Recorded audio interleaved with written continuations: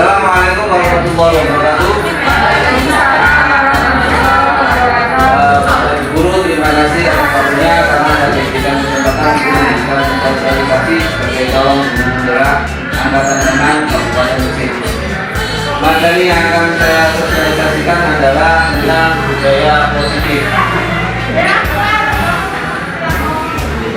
Budaya positif. Nah, mungkin Bapak Ibu Guru ada yang bertanya-tanya apa itu budaya positif, karena ini sebenarnya adalah roh dari sebuah pendidikan berdasarkan dari konsep pemikiran Ki Hajar Dewantara. Saya akan hanya memberikan sekilas apa itu budaya positif dari kata budaya yang artinya adalah sebuah pembiasaan positif yang berdasarkan dari nilai-nilai luhur di norma-norma kehidupan bangsa kita. Dari konsep budaya positif ini ada beberapa hal yang perlu diperhatikan. Sebelumnya saya akan menjelaskan tentang konsep dari Ki Hajar Dewantara itu sendiri, yaitu seperti ini: anak-anak hidup dan tumbuh sesuai kodratnya sendiri, dan pendidik atau guru itu hanya merawat dan menuntut. Kalau istilahnya Ki Hajar Dewantara itu menebarkan kodrat alam yang sudah dimiliki oleh anak dari sejak lahir. Jadi sebenarnya dari konsep merdeka mengajar dan belajar, tugas kita itu menjadi lebih ringan sebenarnya. Lebih ringan kalau dilihat dari konsep. Dan konsep berikutnya adalah ini. Dari konsep disiplin adalah memaksakan diri sendiri, mewajibkan diri sendiri untuk menghormati dari nilai-nilai budaya yang sudah ada. Jadi ini konsepnya, memerdekakan diri, di mana kemerdekaan itu adalah sesuatu yang disiplin. Jadi kemerdekaan itu sendiri adalah disiplin, dan disiplin itu sendiri adalah mewajibkan dengan sekeras-kerasnya diri kita sendiri. Jadi sebenarnya disiplin itu dari dalam diri, bukan dipaksakan. Nah, ini saya nggak usah, saya baca konsep. Nah, ini adalah sebelum kita ke teori kontrol. Nggak tahu ini cukup atau tidak. Saya sebenarnya mau mencoba mempraktekkan antara Bapak Ibu Guru dengan dua orang. Ilustrasinya adalah ketika Bapak Ibu Guru memegang sesuatu yang berharga. Ketika Bapak Ibu Guru dipaksakan untuk membuka genggaman itu, menyerahkan barang berharga yang Ibu genggam, kira-kira Bapak Ibu Guru mau menyerahkan atau tidak? Ya, tidak semudah itu. Oke, sebenarnya ada. Jadi dalam teori genggaman ini, sebenarnya yang menjadi pengontrol ini siapa? Dari teori kontrol ini, apakah yang memegang sesuatu yang kuat itu atau yang memaksa untuk membuka genggaman itu konsep yang sudah Bapak Ibu pahami. Sebenarnya di kelas itu sebenarnya kita bisa menghadapi seperti ini.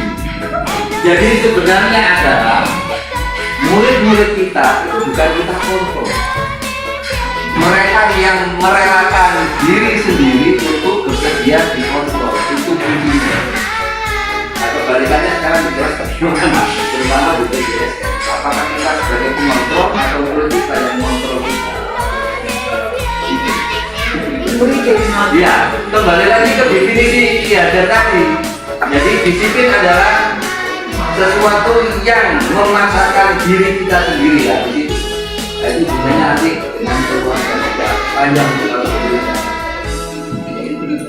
nah, ini adalah makna disiplin. Ini juga sekilas saja bahwa makna disiplin sebenarnya bukan berarti dengan peraturan-peraturan, tetapi makna disiplin adalah belajar. Itu penerapannya dari pelaku dan pempraktek. Jadi disiplin tidak berkenaan dengan peraturan-peraturan yang kita paksakan, tetapi dengan belajar. Dihubungkan dengan pemahaman Ki Hajar Dewantara. Jadi disiplin adalah dari diri, bukan dari luar. Ini yang kita coba untuk kembangkan. Makanya judul di atas adalah budaya positif. Nah, nilai-nilai universal ini yang mau dikembangkan oleh kurikulum Merdeka. Tadi kemarin dan nanti bilang kita kolaborasi ada prakteknya. Ya, nilai-nilai kebajikan. Nah, ini yang kita harus kembangkan. Ini disesuaikan dengan profil belajar Pancasila. Nilai beriman, ya, mandiri, nalar kritis, kebinekaan global, gotong royong, kreatif. Dan itu kita kembangkan sendiri. Ini yang mau dikembangkan. Dan ini yang harus kita kembangkan di kelas dan sekolah supaya menjadi budaya yang positif di lingkungan kelas, dari lingkungan kelas menuju lingkungan sekolah. Bagaimana caranya? Ini kita pelajari dulu nilai kebijakan yang akan kita raih itu di sini. Teori motivasi dan perilaku. Nah, ini ada 3. Motivasinya takut dengan hukuman. Jadi ini motivasi adalah sesuatu yang menggerakkan kita berperilaku. Jadi ada 3. 1. Motivasi takut dengan hukuman. 2. Motivasi menginginkan penghargaan. 3. Motivasi yang memahami nilai-nilai diri sendiri. Mana yang kita pilih?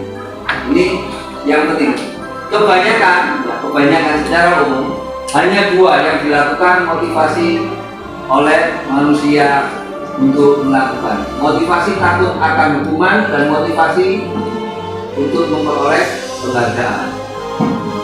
Ini lumrah saja. Yang ketiga ini yang sulit. Motivasi dengan menghargai nilai-nilai sendiri. Kalau kita sudah di posisi motivasi yang ketiga, secara automatically, bahasa Inggris kita akan berperilaku budaya positif, tanpa takut dengan ujian, takut dengan sanksi, hukuman, dan tanpa ingin mengharapkan imbalan sesuatu. Ini yang dinamakan sebenarnya ikhlas. Dalam taklim ada ini, tapi konsepnya begini. Ini merdeka adalah, ini menurut Ki Hajar Dewantara, ini yang sulit dipraktekkan, tidak terlepas dari perintah. Tetapi secara otomatis kita yang memerintah diri kita sendiri. Hubungannya apa dengan disiplin, Pak? Ya itu tadi.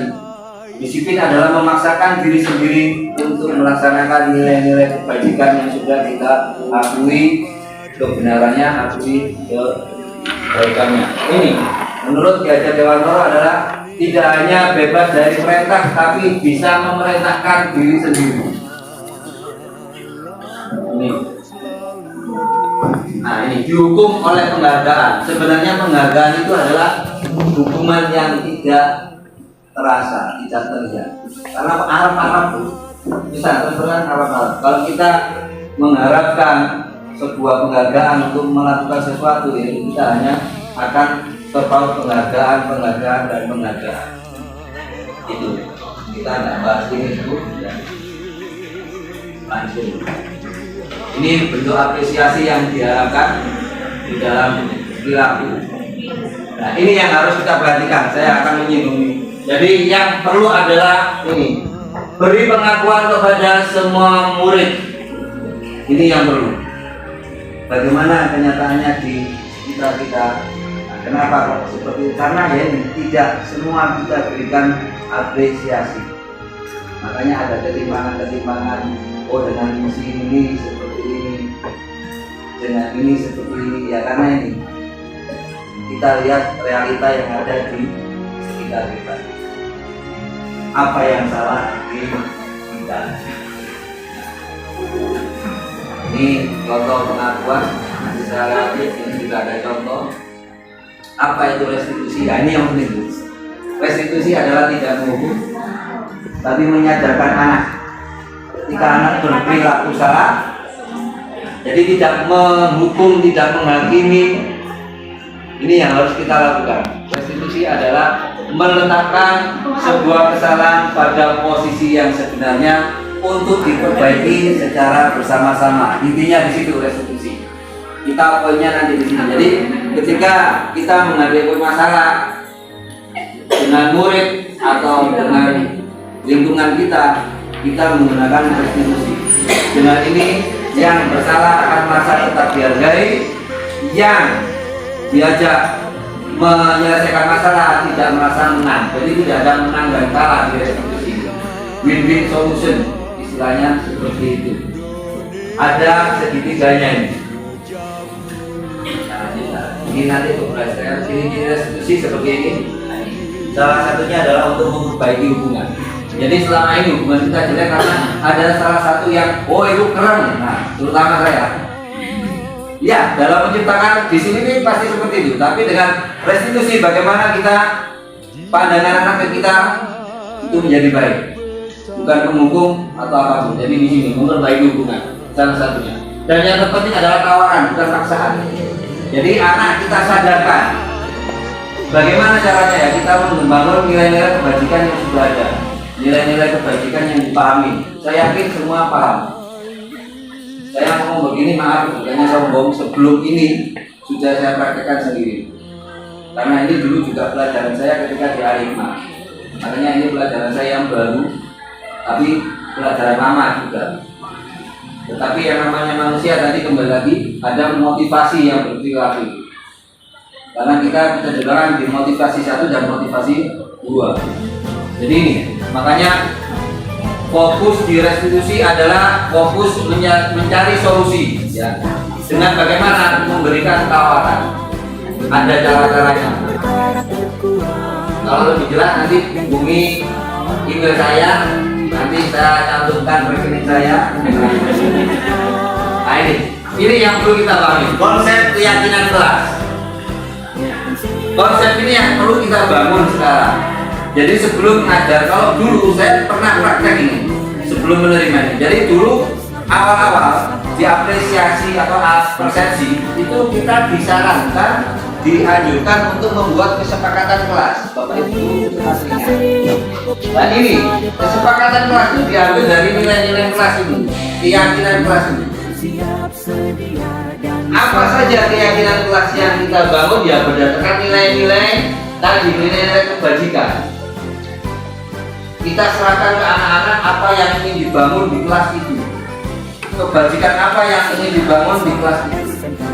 Jadi ketika anak melakukan sesuatu yang keluar dari nilai-nilai kebajikan, contohnya tidak mengerjakan tugas, ya kita dudukkan, kita kembali ajak ngobrol keyakinan apa yang sudah kita sepakati.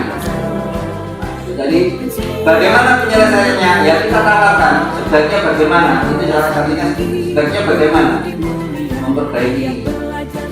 Contoh kasus kemarin yang terserang yang kemarin di kelas 12 TKP, saya melakukan itu karena memang juga kebetulan ada tugas.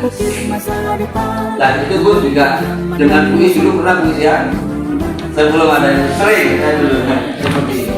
Jadi mendudukkan anak, kita dudukkan, kita beri tawaran bagaimana sebaiknya, itu akan menjadi lebih baik. Ini keyakinan kelas. Nah, di sini mengapa kalau sudah peraturan saja beda?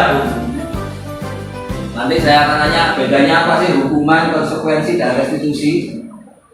Bedanya apa sih hukuman, konsekuensi sama restitusi? Ini cara-cara untuk membuangnya. Nah, ini Bu, intinya di sini. Peraturan kelas itu tetap menjadi intinya.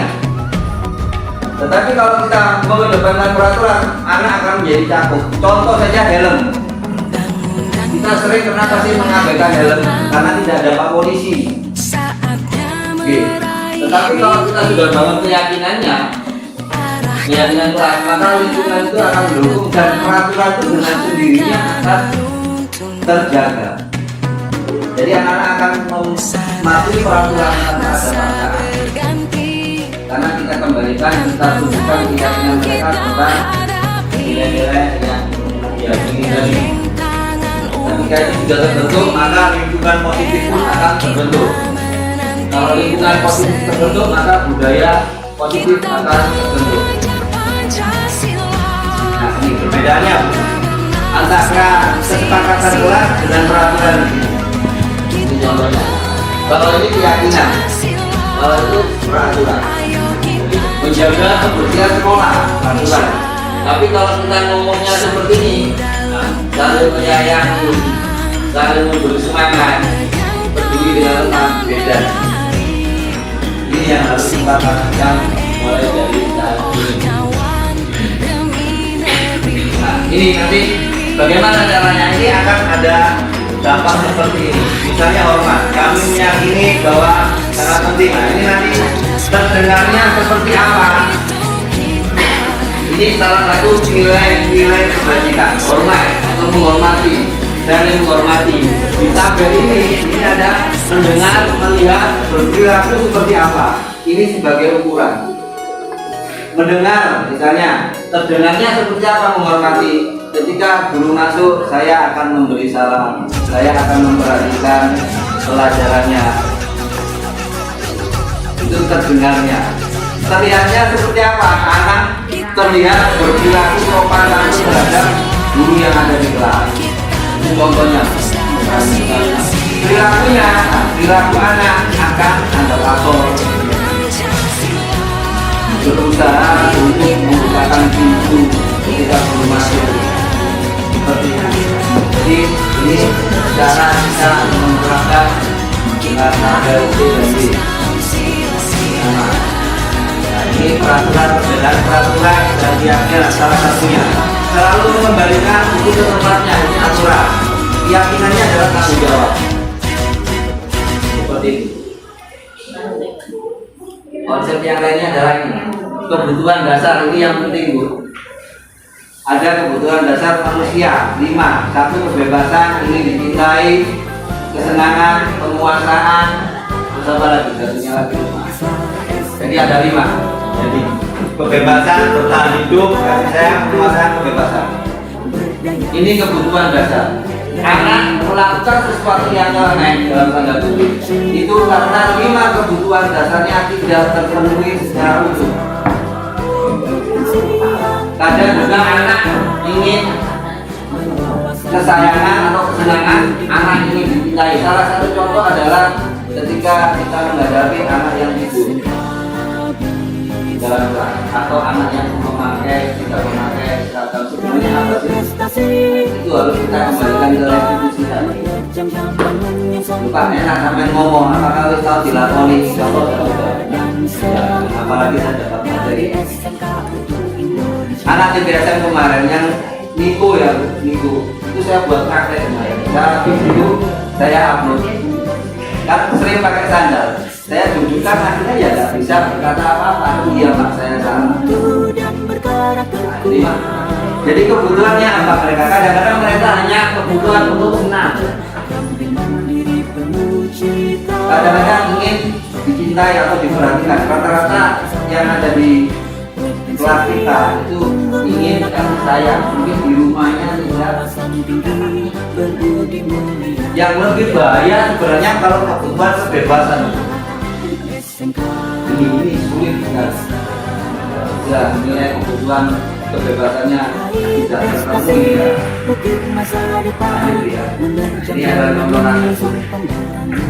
Yang terakhir adalah 5 posisi kontrol yang harus kita miliki. Ada 5 posisi kontrol: penghukum, pemantau, teman, manajer, sama satunya lagi pada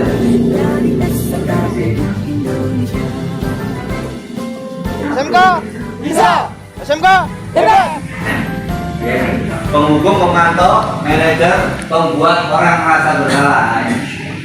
Kadang-kadang kita ada di posisi penghukum dan pembuat merasa bersalah. Indikatornya apa sih? Sering kita melakukan yang hukuman sama pembuat merasa bersalah. Saya juga sering melakukan itu. Ini juga tidak semuanya harus kita terapkan, karena saya kemarin berdiskusi, tergantung kondisinya kita harus pada posisi ini. Tapi idealnya kalau dalam pelatihan ini adalah sebagai manajer. Kalau saya pribadi, saya melihat kondisinya dulu. Jadi penghukum itu bagaimana? Ya, ketika anak salah langsung jongkok lari 500 kali, itu penghukum. Terus kalau pembuat orang merasa bersalah bagaimana? Ojo ngono tarik, aku sih disalahno. Nah, itu pembuat merasa bersalah. Jadi membuat mereka simpati kepada kita karena ada efek yang itu tadi. Terus kalau teman bagaimana? Ya itu tadi.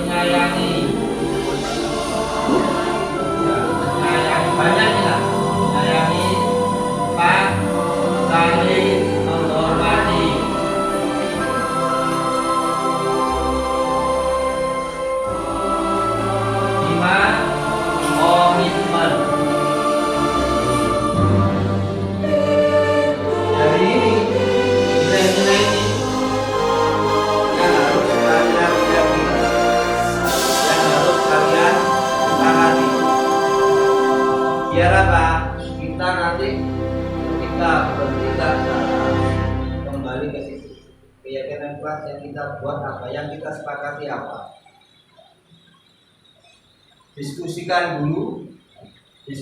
dulu dengan teman kalian, apakah semuanya ini akan kalian buat dalam keyakinan kelas ini, atau kalian hanya mengambil beberapa saja. Paham ya saya? Oke, silakan kalian diskusikan dulu mana keyakinan ini atau nilai-nilai yang kalian ambil. Kalau kalian mau mengambil semuanya, alhamdulillah. Tapi kalau kalian mau mengambil sebagian, terserah kalian. Silakan saya akan dibentuk kelompok. Nah, oke, kalian diskusikan dulu mana yang akan kalian ambil sebagai keyakinan kelas dan nanti kita sepakati. Paham ya?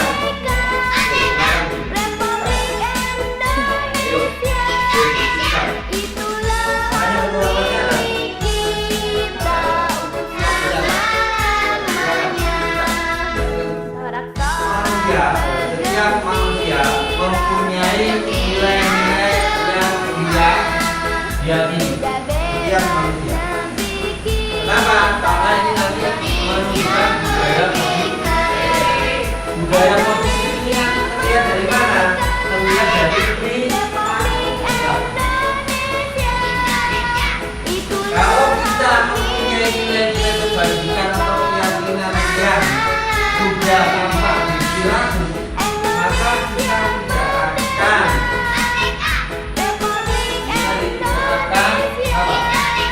menghina, menolong orang lain.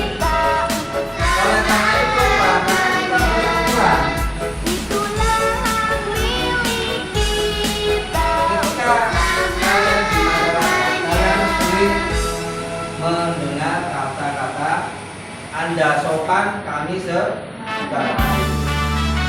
Berarti ketika kalian ingin diperlakukan baik oleh orang lain, maka kalian harus menjaga sikap terlebih dahulu.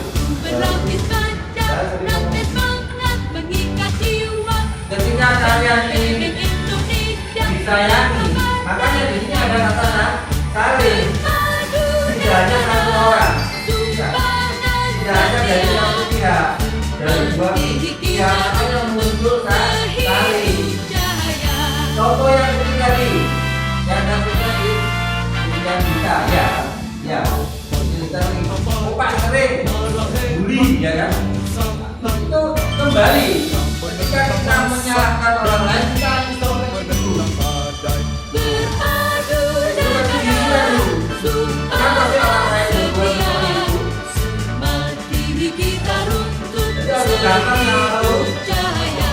Kalau kamu introspeksi dulu, kamu akan mudah dan semuanya akan semakin enak. Persoalan bisa semakin jelas. Kalau kamu hanya melihat dari sisi kamu, dengan emosi akhirnya ya benar. Semua yang saya katakan benar. Kamu tidak melihat dari sisi orang lain.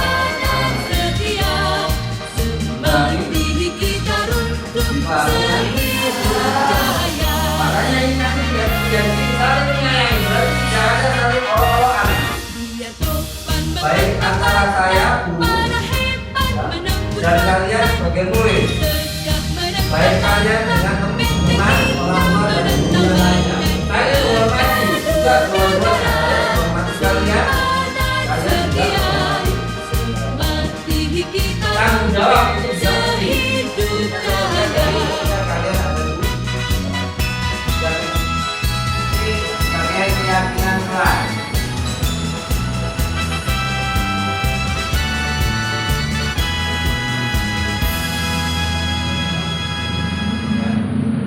Ya ini keyakinan dan kesepakatan kelas. Jadi setidaknya ini nanti yang akan kita jadikan acuan ketika kalian tidak membuat dari keyakinan kelas baik dalam pelajaran maupun di luar pembelajaran, baik dalam ujian atau di mengadakan mereka siang untuk merata jadi kita tolong tinggi berbudi mulia giat belajar yang mulai contohnya kita harus memperhatikan dengan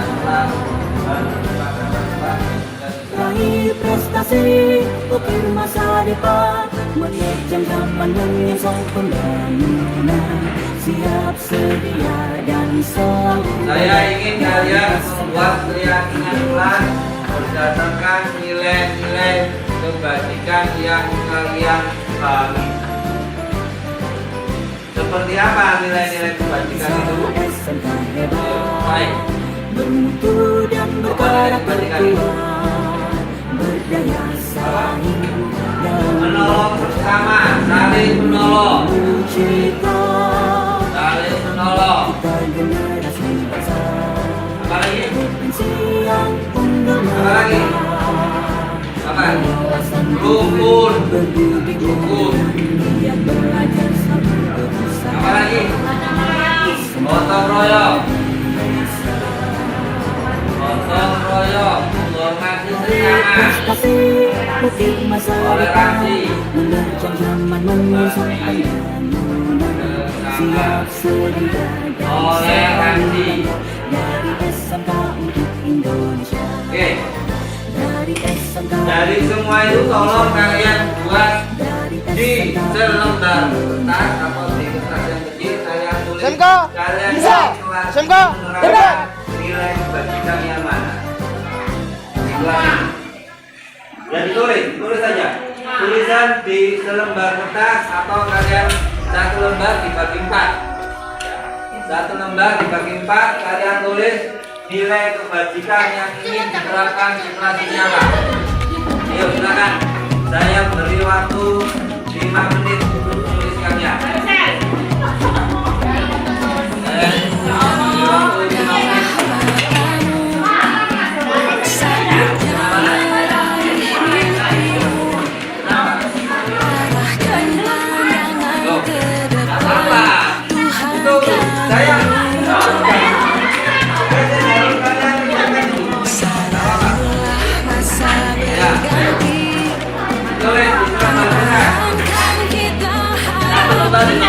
Kalian tulis nilai kebajikan yang ingin kalian terapkan di ya, cukup.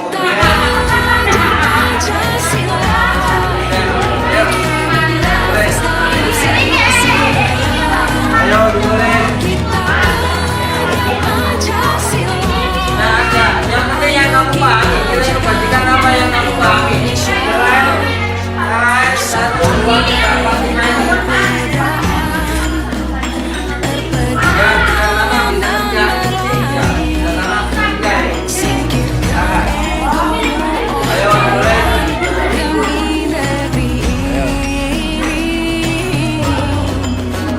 Jadilah generasi emas, cerdas berkarakter itu kita, berjuang dan harus berani. Dikumpulkan, ya dikumpulkan. Terus Ya, berprestasi. ayo dikumpulkan.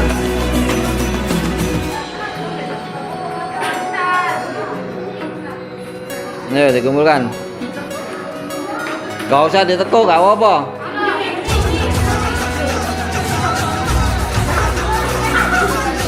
Ayo. Kita belajar Pancasila, kita bernafas dalam sila-silanya. Kita belajar Pancasila, ayo kita jaga untuk Indonesia. Sudah. Ya. Pancasila, Yang sama, kalian menghormati nafas dalam sila-silanya.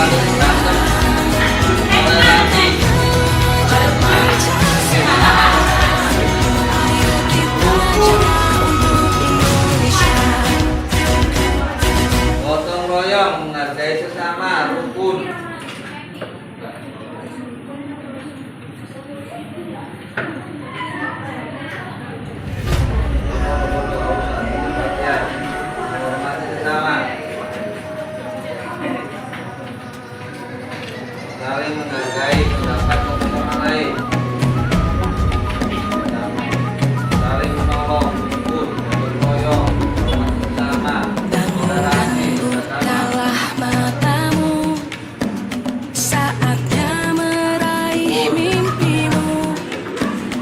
Arahkan pandangan ke depan, Tuhan kan menuntunmu. Jadi Sadarilah intinya masa rukun, gotong berganti, royong, menghargai, ya, tantangan hormati, kan kita hadapi. Bergandeng tangan untuk negeri, era kita menanti berseri.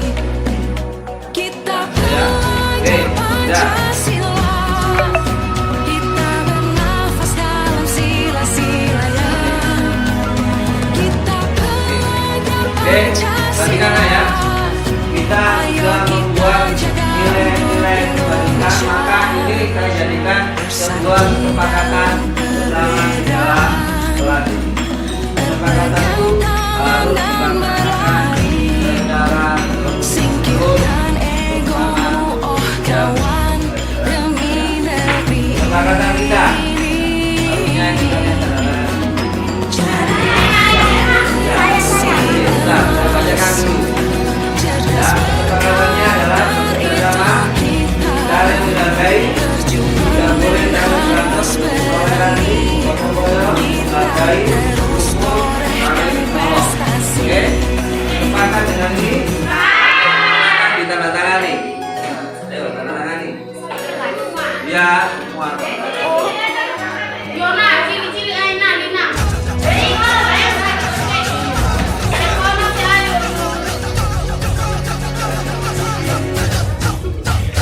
Kita belajar Pancasila, kita bernafas dalam sila-silanya.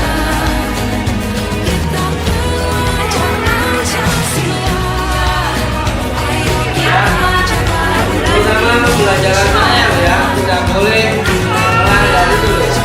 Karena dari ya harus memperhatikan sampai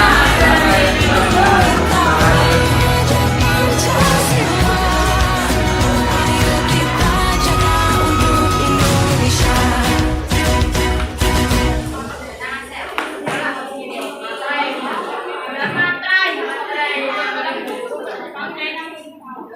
nanti berapa ya ini.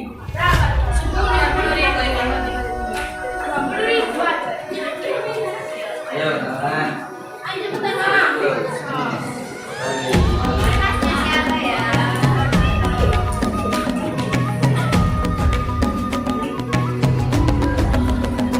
Bangun dan bukalah matamu, saatnya meraih mimpimu.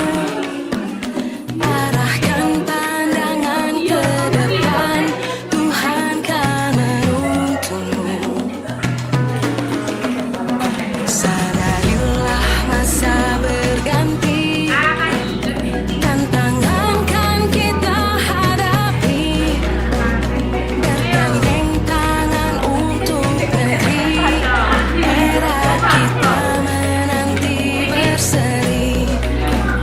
Kita belajar Pancasila, kita bernafas dalam sila-silanya. Kita belajar Pancasila, ayo kita jaga untuk Indonesia. Bersatu dalam perbedaan, berpegang tangan dan berlari. Singkirkan egomu, oh kawan, demi negeri ini.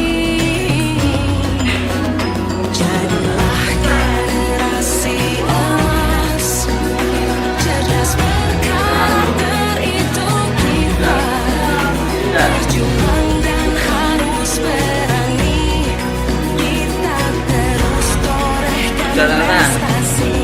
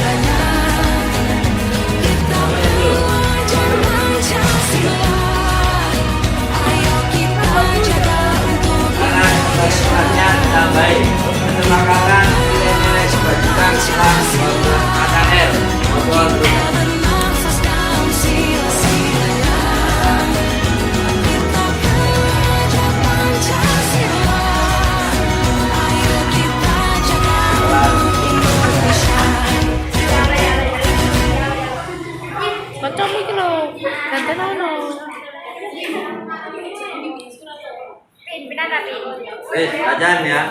Nanti kan minggu. Ajan. Ayo Tri. Berdiri. Oh, ya. Depan kelas boleh, di situ boleh. Ya.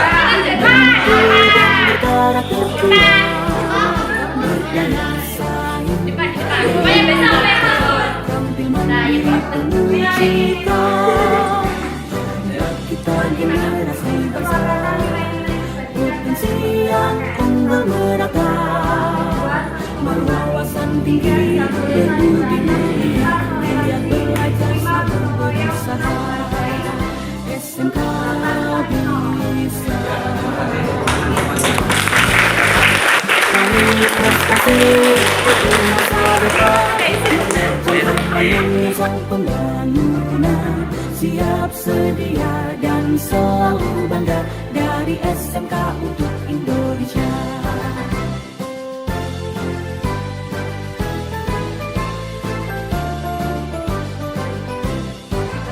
SMK bisa, SMK hebat, Masalahnya ya. bermutu dan berkarakter kuat, berdaya saing dan bekerja, tampil mandiri penuh cita. Bagaimana menurut negara yang terbaik? Provinsi yang unggul merata, Cara yang terbaik bagaimana? tinggi berbudi Solusi yang terbaik.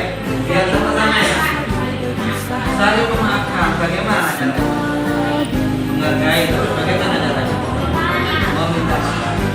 raih prestasi ukir masa depan, Dari kesalahan masing-masing. menyusun Itu yang diperlukan. siap Jadi sedia saya akan dan selalu melakukan dari SMK untuk Pak, Indonesia. misalnya dirinya nggak mau kenapa SMK bagaimana? untuk Indonesia, dari SMK untuk Indonesia. Ayo. SMK, Bagaimana dong? Dirinya bisa. di dalam SMK, melakukan. hebat. Coba. Bagaimana? Paksa. Dirayu. Terus? Biarkan Pak. Terus? Oke. Jadi yang terpenting bagaimana kalian harus ya kalian harus benar yang kalian lakukan itu apa? Minta maaf, udah intinya di situ. Kalian meminta maaf itu lebih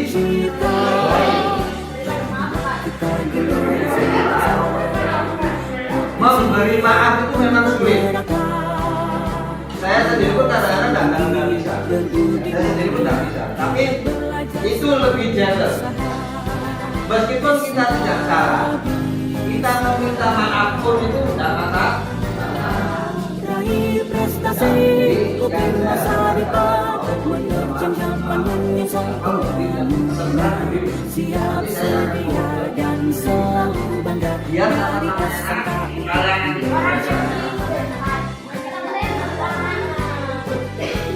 kamu harus serius. Ya udah maksudnya begini. SMK hebat, bermutu dan berkarakter kuat, Bisa punya celah. berdaya Bagaimana caranya orang itu bekerja, hanya lagi mandiri penuh meskipun cita. di kelas yang lain tidak apa-apa. Generasi bangsa Ya. provinsi Awalnya dulu kamu minta maaf di kelas ini. berwawasan tinggi, Ah, ya. berbudi Awalnya dulu kamu minta maaf di kelas berusaha. sampai wirid hasilnya. Raih prestasi ukir masa depan, menerjang zaman menyusun Ya, pembangunan, jadi minta tolong siap sedia dan selalu bangga dari SMK untuk Indonesia. jadi kamu bisa Dari